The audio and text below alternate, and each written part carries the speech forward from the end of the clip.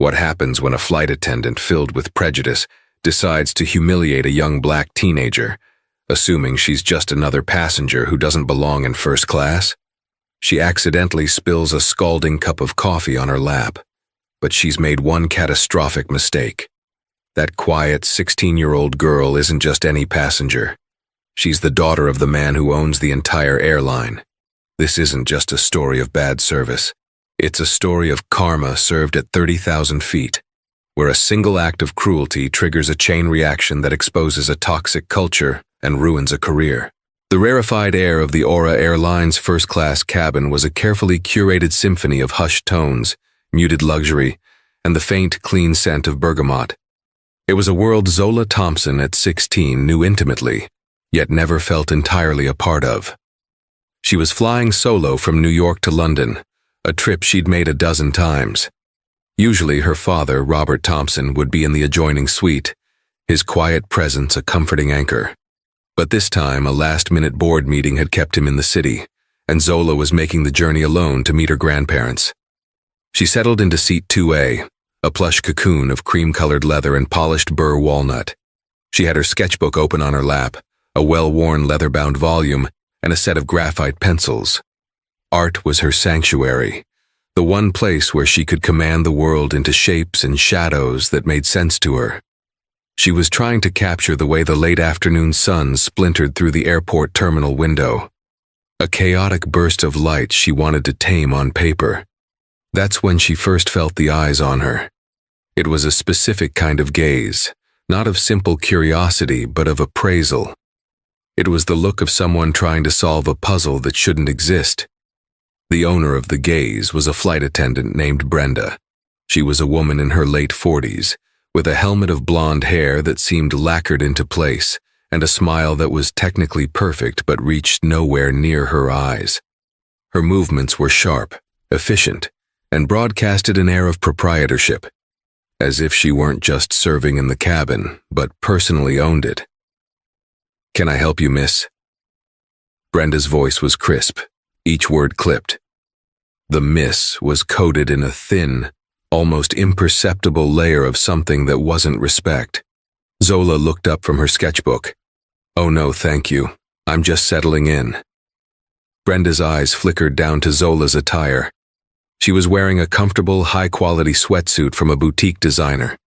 Understated and expensive, but to Brenda's discerning eye it was just a sweatsuit, on a teenager.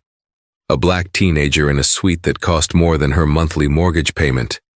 The pieces weren't fitting together in a way Brenda approved of. "Are you sure you're in the right seat?" Brenda asked, her smile tightening. "Economy is lovely this time of year, much more lively." The implication was as thick and suffocating as the city smog they were about to leave behind. Zola felt a familiar, weary heat creep up her neck. She had dealt with this her whole life. The surprise, the suspicion, the unspoken questions. She was an anomaly in these spaces, and people like Brenda felt it was their duty to point it out. "I'm quite sure, thank you," Zola said, her voice soft but firm. She held up her boarding pass, the gold leaf of the Aura First logo glinting under the cabin lights. "Seat 2A. Brenda's eyes darted to the pass and then back to Zola's face. The smile vanished for a split second, replaced by a flash of annoyance. She had been wrong, and she didn't like being wrong. "Very well," she snapped, before turning on her heel and gliding away. Zola let out a slow breath and tried to return to her drawing, but the tranquility of the moment had been shattered. The pencil felt heavy in her hand. She could still feel Brenda's gaze on her, a persistent, prickling sensation at the back of her neck. As the other first-class passengers boarded, businessmen in bespoke suits, a celebrity trying to go incognito behind oversized sunglasses, Zola watched Brenda interact with them. With them, her smile was dazzling, her voice a warm, honeyed murmur. She laughed at their jokes, fetched their pillows with practiced grace, and addressed them with a deference that bordered on reverence. When she passed Zola's seat, the mask would drop, the warmth would evaporate, leaving behind a chilly professionalism that felt more insulting than outright hostility. Zola tried to ignore it. Her father had taught her to be impervious, to rise above the petty prejudices of people who couldn't see past their own narrow worldview. "Don't let them steal your peace," he'd always say. "Your existence is not up for their approval." So she focused on her sketchbook, losing herself in the cross-hatching of a shadow, the curve of a cloud. She ordered a simple orange juice during the pre-departure service, which Brenda delivered with a curt nod, placing it on the coaster with just enough force to make it slosh. The flight took off, a smooth, powerful ascent into the vast, darkening sky. As the seatbelt sign pinged off, the cabin stirred to life. The dinner service was an elaborate affair on Airlines, a multi-course meal designed by a Michelin-starred chef. Zola, however, wasn't hungry. The encounter with Brenda had left a sour taste in her mouth. She just wanted to be left alone. An hour into the flight, as the cabin was bathed in a soft ambient glow, Brenda began the coffee and dessert service. She moved through the aisle with a silver pot of freshly brewed coffee, its rich aroma filling the air. "Coffee, sir?" she'd ask one passenger, her voice a melody. "A cappuccino for you, madam?" she'd offer another. When she reached Zola's seat, her tone shifted back to its earlier frostiness. "You'll be wanting something?" Zola didn't even look up from her sketchbook. She just wanted to finish the shading on a cloud formation. "No, thank you. I'm fine." Brenda lingered for a moment, her presence a heavy weight in the small space of the suite. "Nothing? No tea, coffee, hot chocolate? Surely you want something." The insistence was odd, aggressive. It felt less like an offer and more like a demand. Zola finally looked up, her brow furrowing in confusion. "No, really, I'm okay." This, it seemed, was the final straw for Brenda.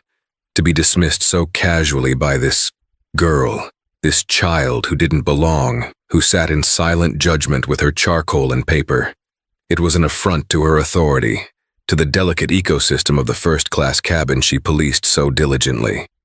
"Well," Brenda said, her voice dripping with disdain, "God forbid you interact with the staff."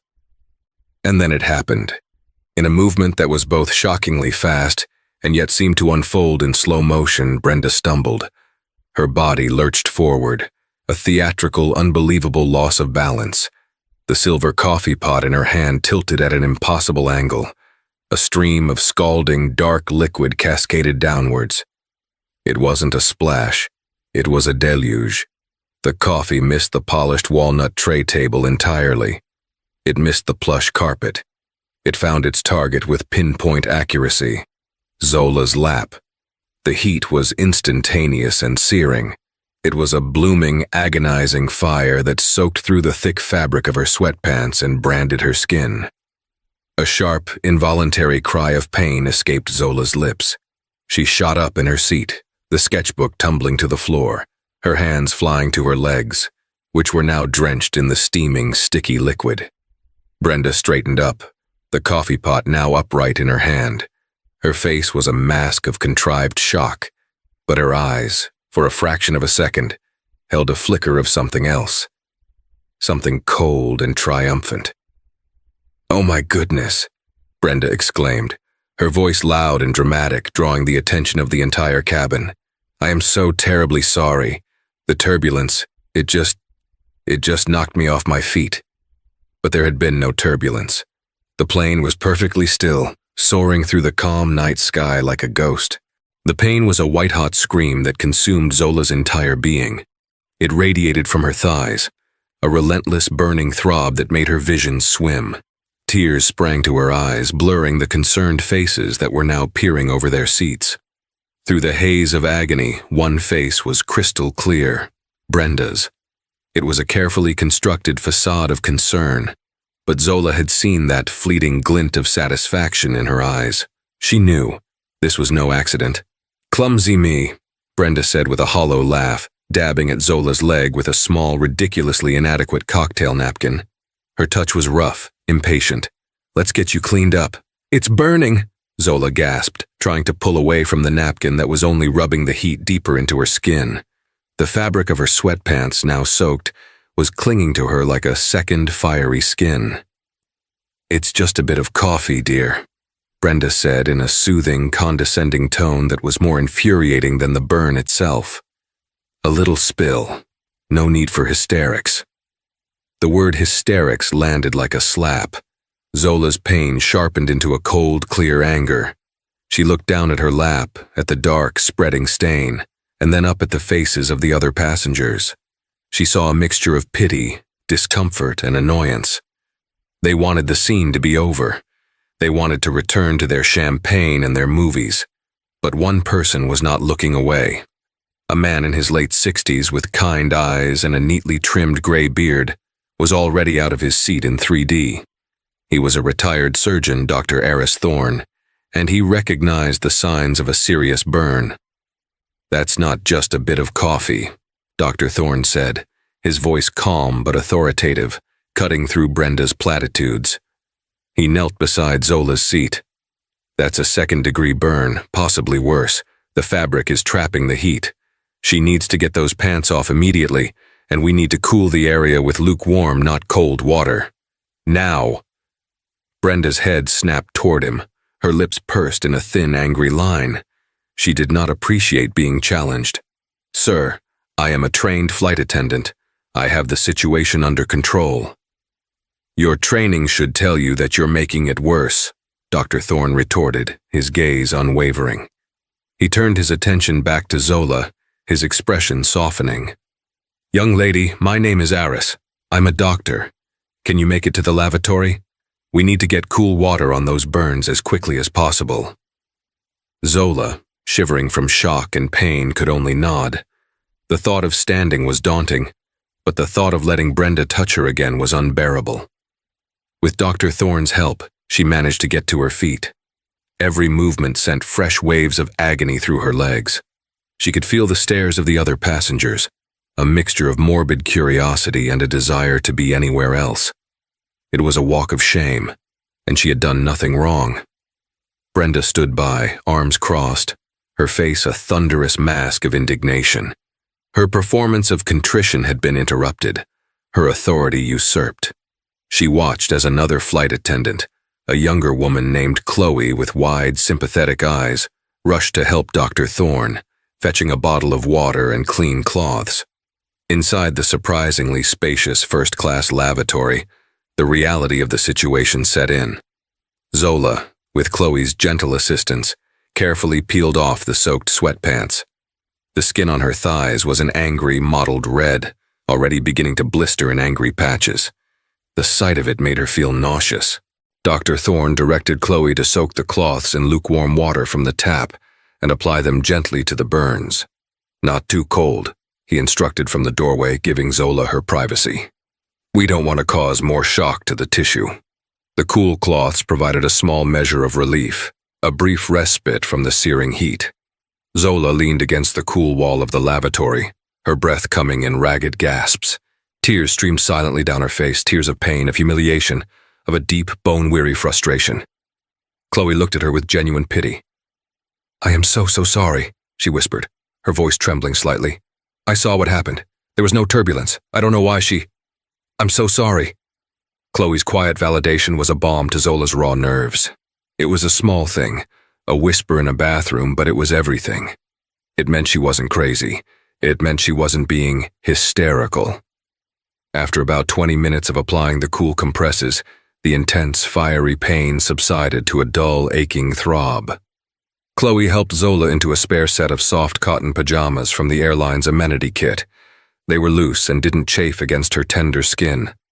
When she emerged from the lavatory, the cabin had returned to its state of forced serenity. The other passengers had their headphones on, their screens glowing in the dark. They had moved on. Dr. Thorne was waiting for her. "How are you feeling?" he asked softly. "Better," Zola said, her voice hoarse. "Thank you, really. I don't know what I would have done." "You were very brave," he said with a kind smile. "Now I've informed the co-pilot of the situation. They will have medical personnel waiting for you when we land in London. It's important to have those burns properly assessed." He then handed her a business card. "This is my personal number. If you need anything, or if the airline gives you any trouble, you call me."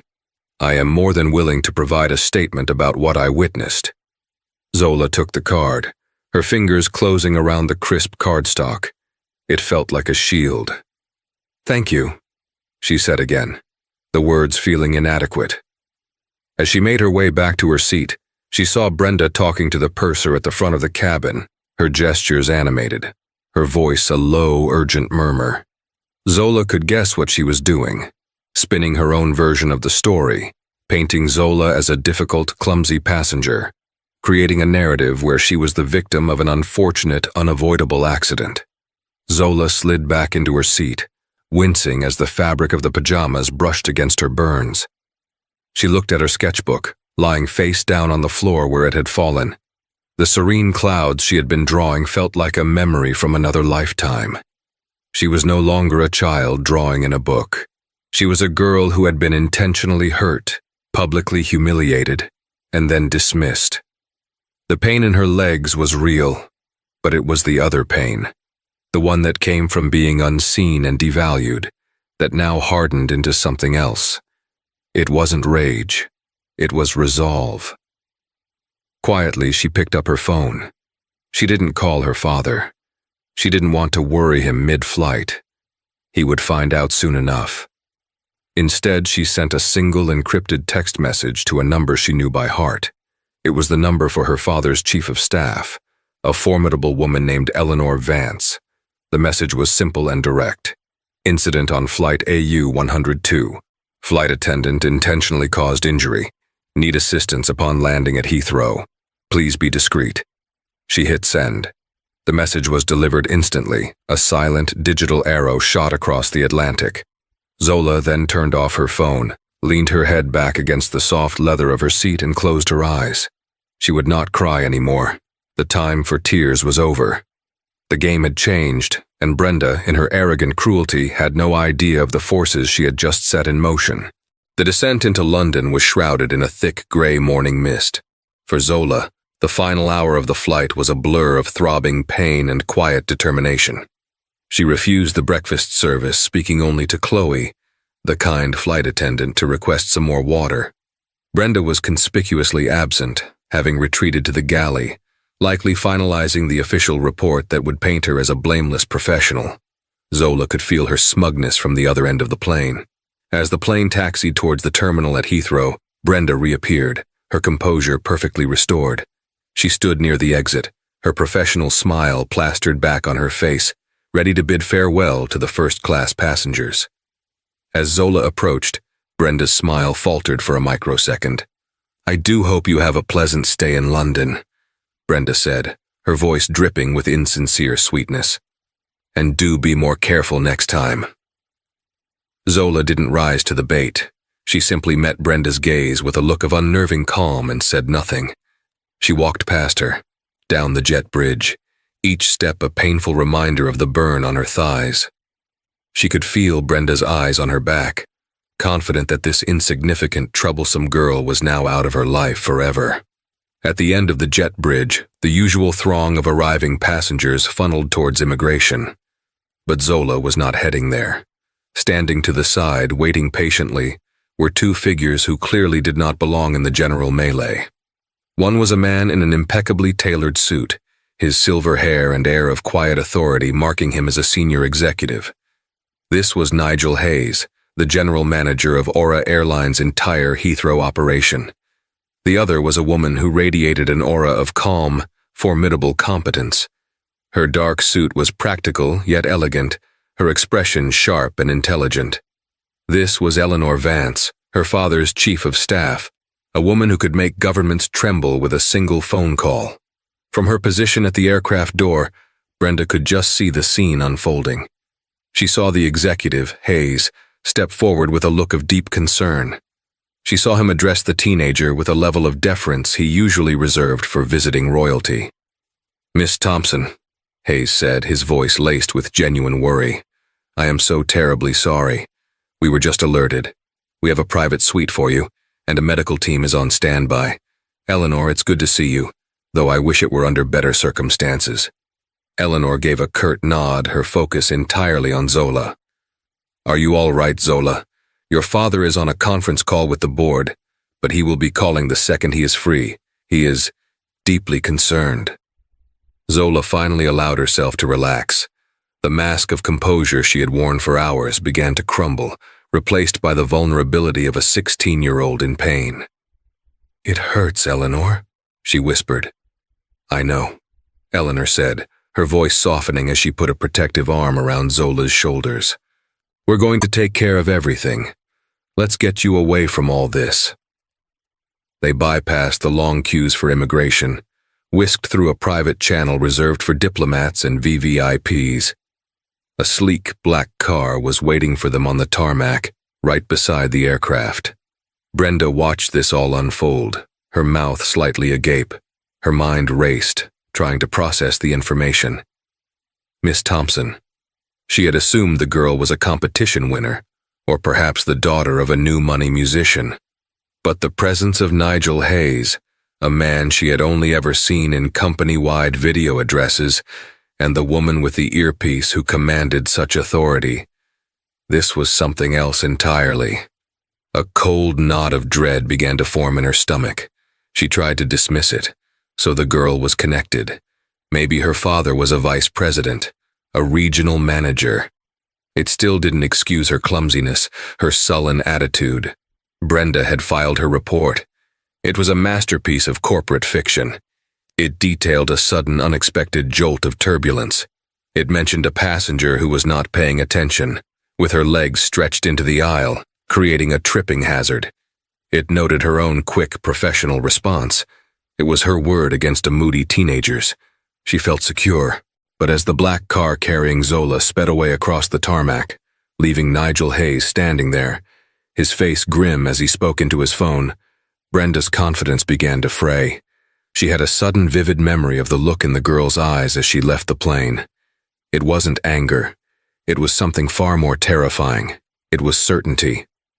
Meanwhile, in the quiet, opulent sanctuary of the Windsor Suite at Heathrow, a private paramedic was tending to Zola's burns. They were, as Dr. Thorne had suspected, second degree. The paramedic cleaned and dressed them professionally, his movements gentle and reassuring. Eleanor Vance sat opposite, her phone buzzing intermittently. She ignored it. Her focus was on Zola. She had known Zola since she was a baby. She was more than just the boss's daughter. She was family.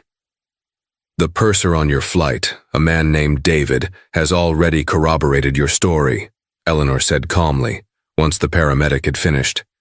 "He contacted Mr. Hayes directly as soon as he saw us meet you. He said Brenda has a history of attitude problems, particularly with passengers she deems unsuitable for first class. He also confirmed there was no turbulence logged on the flight recorder." Zola nodded, the confirmation a small comfort.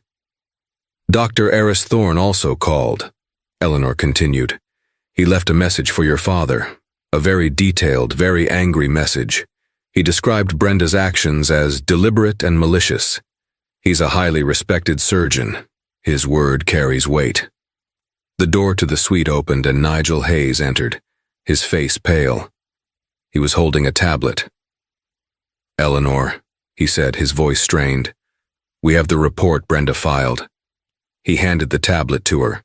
Eleanor read it, her expression hardening with every word. She then passed it to Zola.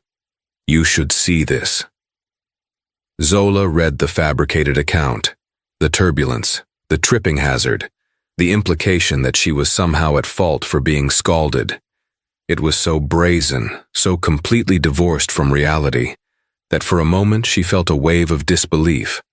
The report didn't just bend the truth, it shattered it and rearranged the pieces into a cruel and self-serving mosaic. "She lied," Zola said, her voice barely a whisper. "She lied about everything." "Yes," Eleanor said, her voice like ice. "She did, and in doing so she has made a grave error. Your father can forgive many things, incompetence, mistakes, but he has zero tolerance for malice, and he has even less tolerance for people who lie to cover it up." At that moment, Eleanor's phone buzzed with an incoming call. The screen read, "Robert Thompson." Eleanor answered, her tone shifting from icy calm to warm respect. "Robert, Yes, she's here. She's safe. The doctors have seen her. Yes, she's right here. She handed the phone to Zola. Your dad. Zola took the phone, her hand trembling slightly. Dad? The voice on the other end was the one that had always been her anchor, the voice that could calm any storm. But now it was laced with a cold, controlled fury she had never heard before. Zola Bear, he said, his voice tight. Are you okay? I'm okay, Dad. It hurt. I know, baby. I know. I have read 4 different statements. From Eleanor, from Nigel, from a Dr. Thorne, and from the flight purser. And I have just read the official report from the flight attendant. Her name is Brenda Matthews. He paused, and in that pause, Zola could feel the weight of his power, a vast, silent force gathering on the other side of the ocean. This is not about a spilled cup of coffee, Zola. Robert Thompson continued, his voice dangerously quiet. This is about a culture. It's a rot that I will not allow in my company. People like Brenda Matthews, they don't just spill coffee. They poison everything they touch. I promise you, Zola, this will be handled. Hanging up the phone, Zola looked at Eleanor and Nigel. She saw in their expressions not just concern for her, but a grim understanding of what was to come. The wheels of a massive corporate machine were beginning to turn, and Brenda Matthews, currently basking in the post-flight glow of a job well done, had no idea that she was about to be crushed beneath them. Brenda Matthews spent the next 36 hours in a state of blissful ignorance. Her layover in London was pleasant. She went shopping on Oxford Street, had dinner with a colleague, and complained at length about the declining quality of first-class passengers. You wouldn't believe the girl I had on the flight over, she told her friend over a glass of Chardonnay. Treated the suite like her own private lounge, feet everywhere. A complete menace. Of course, I handled it with my usual grace. She felt a certain satisfaction, a sense of order restored. She had put the impertinent teenager in her place and had expertly crafted an incident report that protected her completely. It was a perfect little fortress of lies. Her return flight to New York was uneventful. She was back in her element, patrolling the aisles of the first-class cabin, her smile firmly in place, her judgment swift and silent. She was the queen of her small airborne kingdom. It was when she landed at JFK and switched on her phone that the first crack appeared in her fortress. There was a single terse email from HR. Subject: Urgent meeting, Brenda. We require your presence for a mandatory meeting tomorrow morning at 9 a.m. sharp at the Airline's corporate headquarters in Long Island City. Please be prompt. This is not optional. The tone was unusual. HR emails were usually couched in soft corporate jargon. This was blunt, demanding. A flicker of annoyance, not yet fear, went through her. They were probably going to give her some pointless award for her years of service, or make her sit through another tedious sensitivity training seminar. It was an inconvenience, but nothing more. The next morning, Brenda arrived at the gleaming glass and steel tower of the Airline's headquarters. She felt a swell of pride. This was her company. She was an important part of this massive, prestigious organization. She was directed not to the usual drab HR offices, but to the executive floor. The 40th floor. The carpets here were thicker, the air quieter, the art on the walls original and expensive. Her unease grew. This was where the real power resided. She was shown into a large, intimidatingly minimalist boardroom.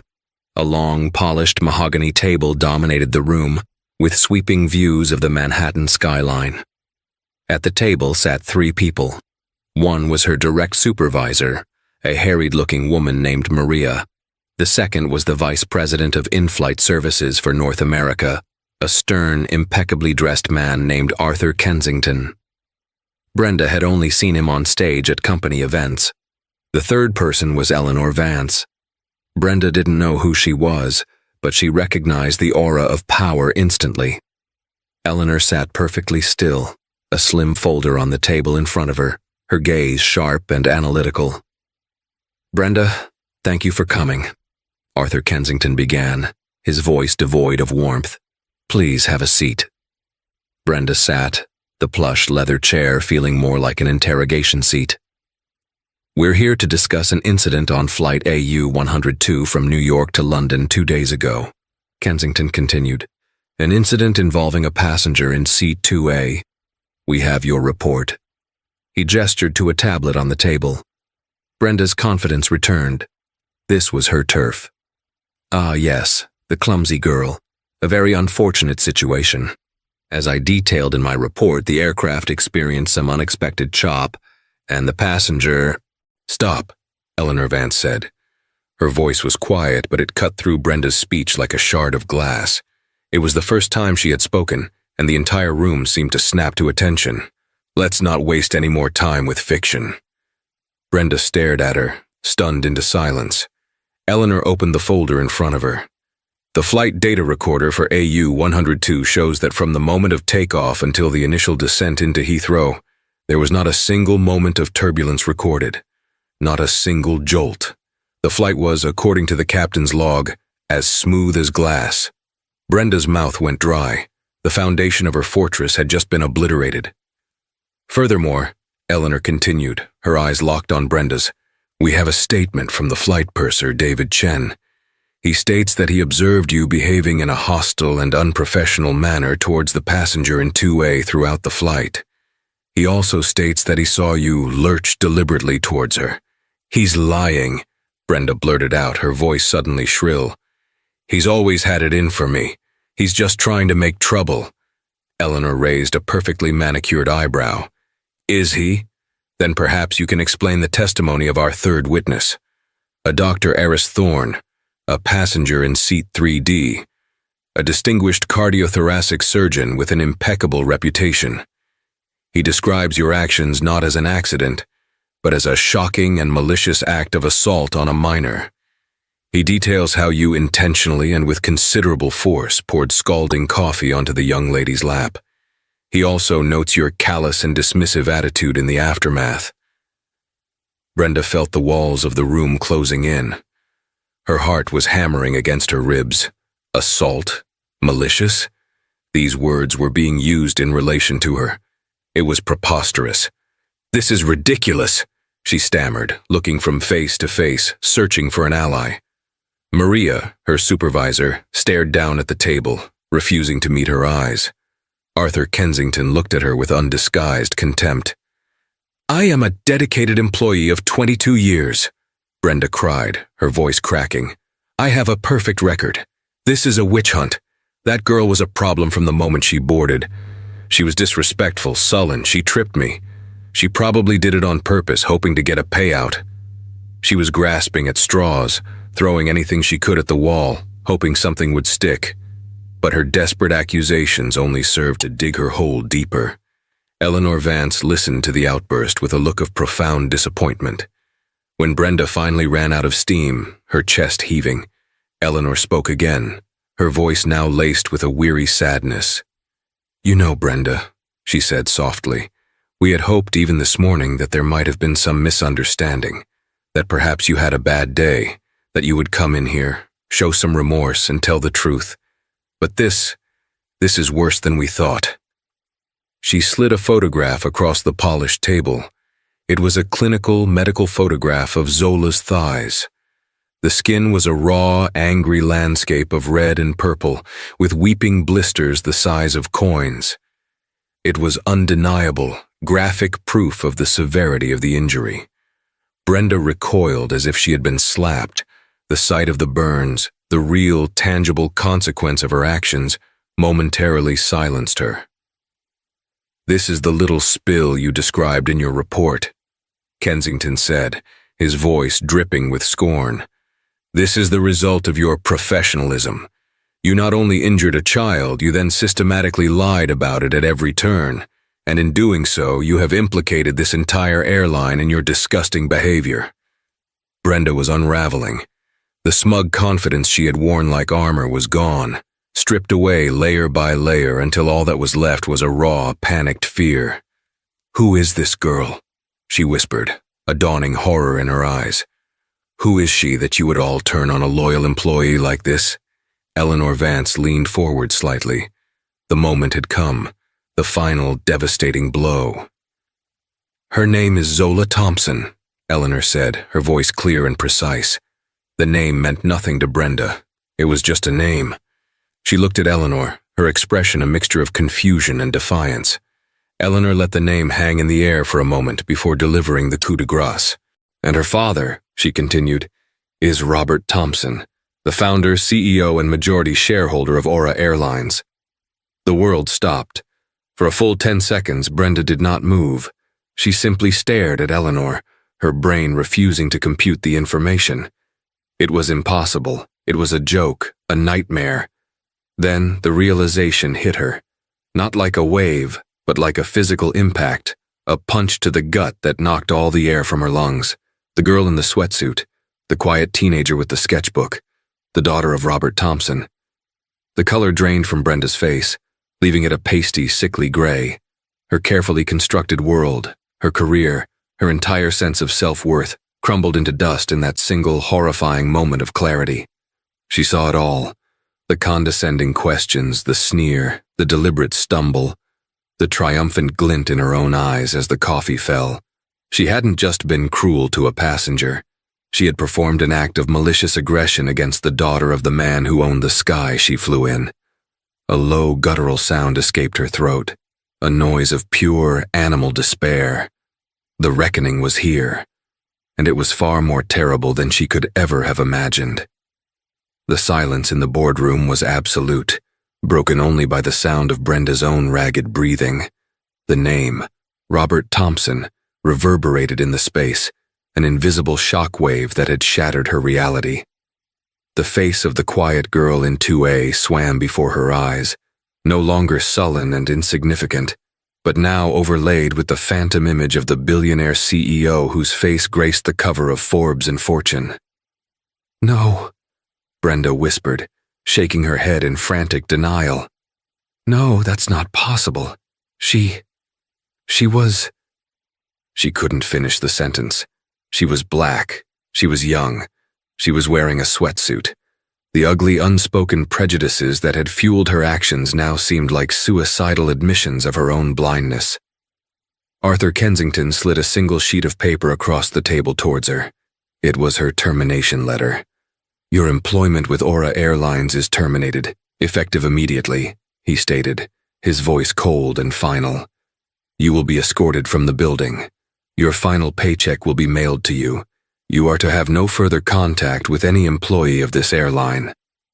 Brenda stared at the letter as if it were written in a foreign language. "Terminated?" she squeaked, the word a thin, reedy sound. "After 22 years? Over a misunderstanding?" "There is no misunderstanding, Brenda," Eleanor Vance said, her voice cutting through the haze of Brenda's disbelief.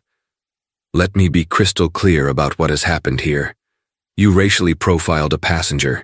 You harassed her. You then assaulted her with scalding coffee, causing second-degree burns. You failed to render appropriate aid and, in fact, dismissed the severity of her injuries.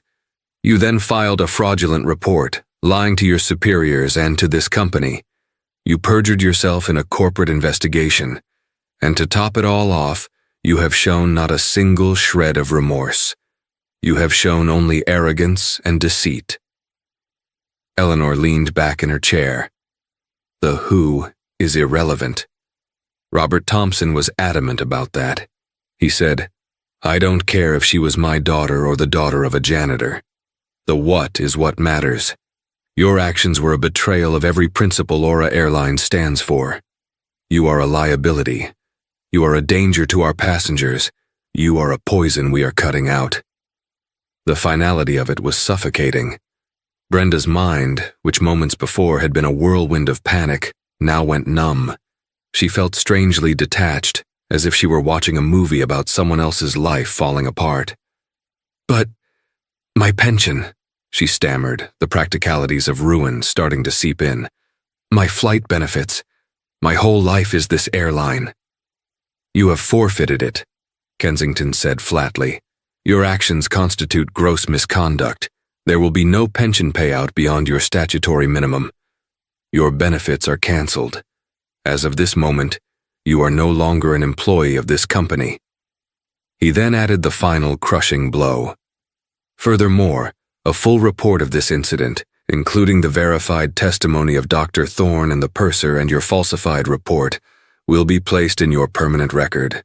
We have a duty to the industry. No other airline will hire you. You will never work as a flight attendant again. That was it. That was the kill shot. It wasn't just about losing her job, it was about losing her identity. She was a first-class flight attendant. It was the source of her pride, her status, her condescension. Without it, who was she?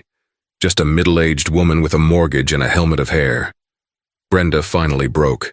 The facade of defiance, of indignation, of self-pity crumbled completely, revealing the pathetic, terrified core beneath.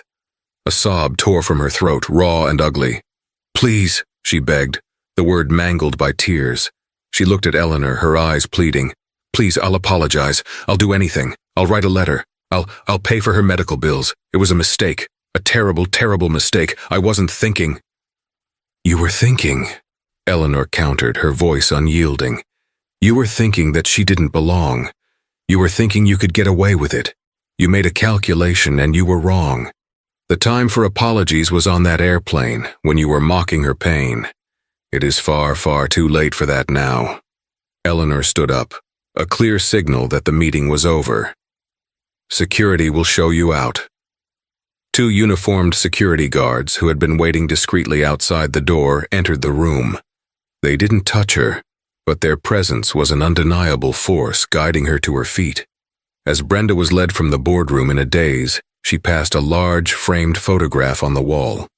It was a picture of Robert Thompson, his arm around a young Zola, both of them laughing, at the launch event for the airline's flagship A380. Zola couldn't have been more than 10 years old. She had been a part of this world, at its very center all along. Brenda had just been too blind to see it.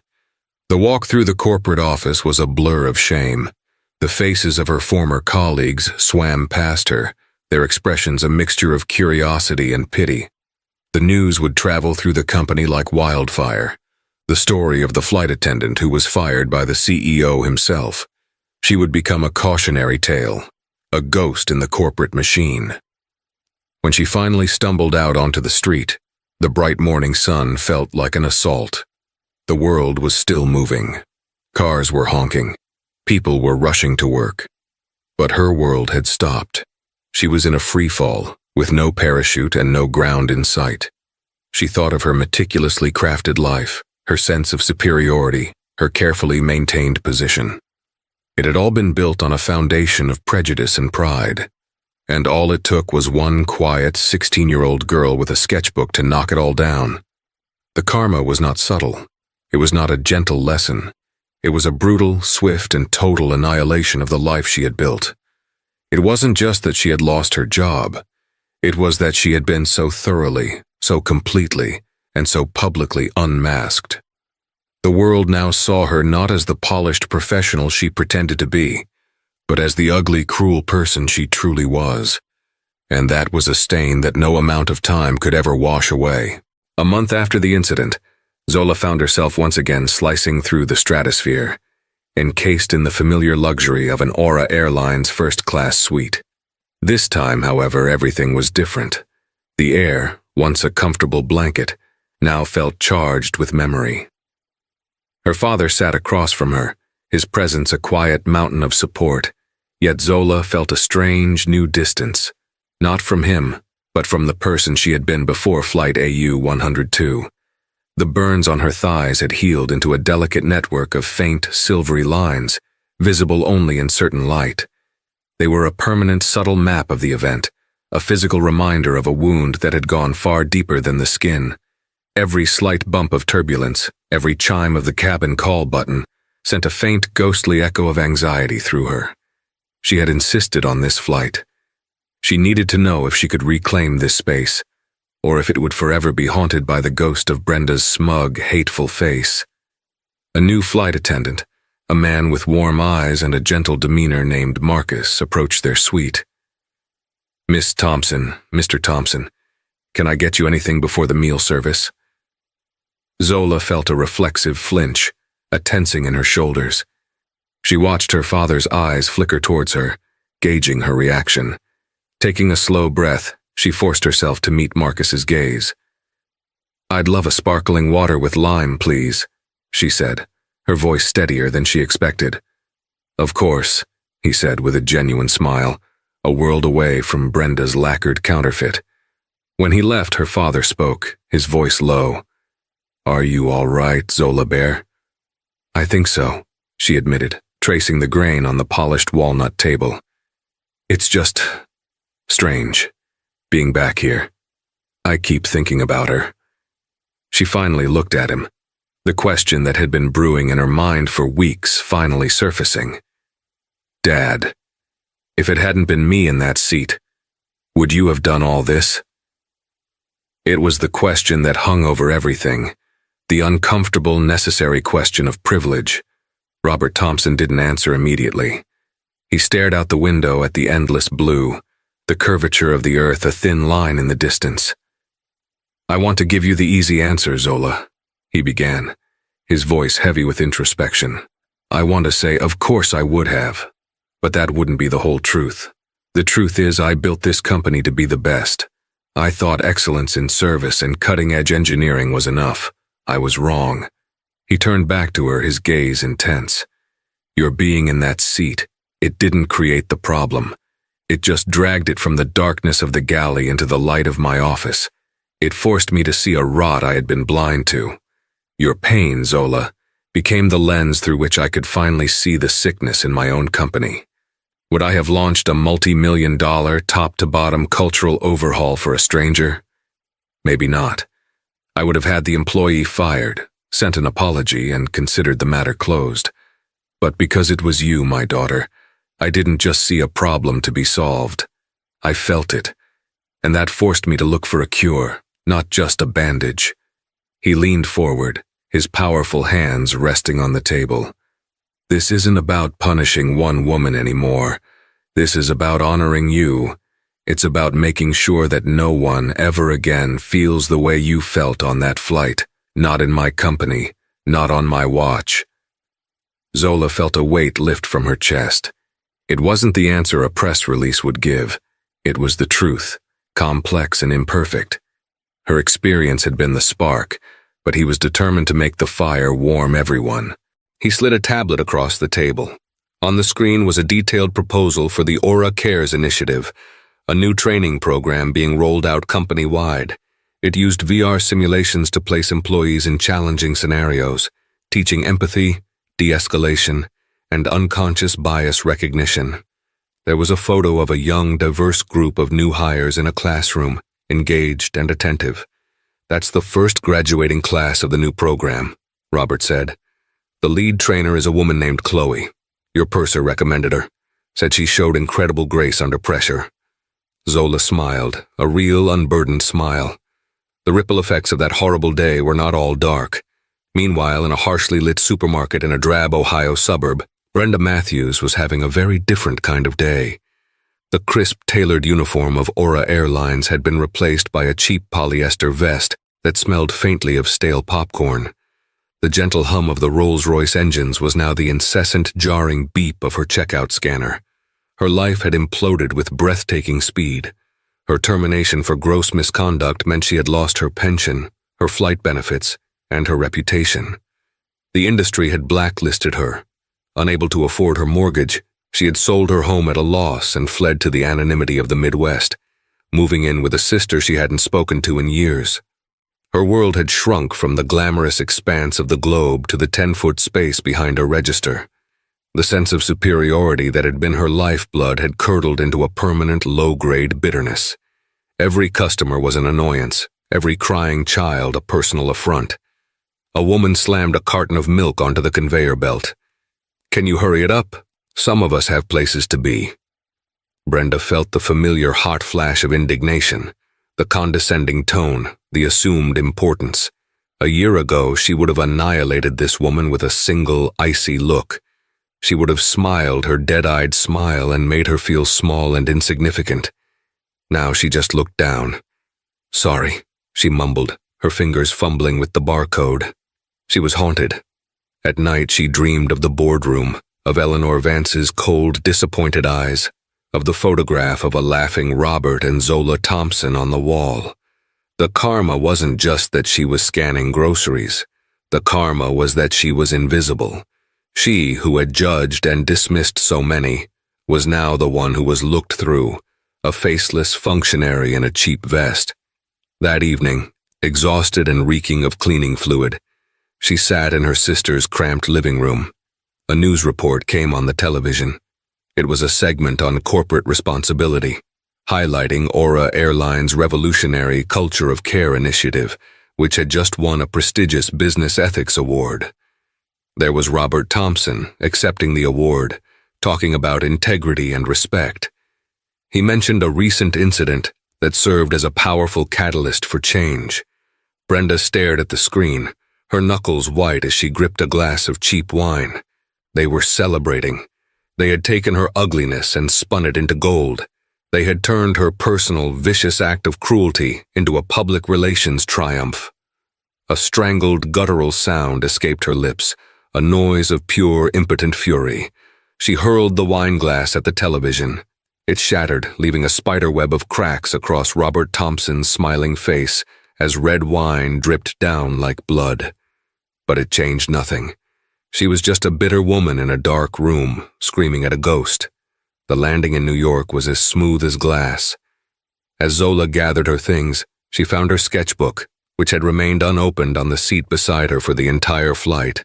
She had been too busy living, too busy processing to draw. She thought of Brenda, not with hatred anymore, but with a profound and weary pity. "She built her own cage, Dad," she had told her father in his London office. "All I did was hold up a mirror so she could see the bars." Now she understood it more deeply. The cage wasn't the supermarket, it was the bitterness in Brenda's own heart. As they walked down the jet bridge, her father's hand resting protectively on her shoulder, Zola felt a sense of peace settle over her. She hadn't just survived the ordeal, she had been transformed by it. The scars on her skin were a testament to her vulnerability, but the strength in her heart was a testament to her resilience. She knew the world was filled with Brendas, but it was also filled with Chloes and Dr. Thorns and fathers who would move mountains to make things right. She had found her own power, not in the name Thompson, but in the quiet resolve that had carried her through the fire. She was no longer just the owner's daughter. She was Zola, and she was finally ready to draw the world again, not as she feared it, but as she was determined to help shape it. That single act of malice set off a chain reaction that didn't just cost a bully her job. It exposed her and forced a powerful corporation to look in the mirror. Brenda's story is a powerful reminder that the person you choose to underestimate could be the one holding all the cards. True karma isn't just about punishment, it's about the unavoidable consequences of our own character. What did you think of the way Robert Thompson handled the situation? Was it justice or was it a privilege? Let us know your thoughts in the comments below. We read every single one. If you were moved by this story of justice served, please give this video a thumbs up, share it with someone who needs to see it, and make sure you subscribe and hit that notification bell so you don't miss our next story. Thank you for watching.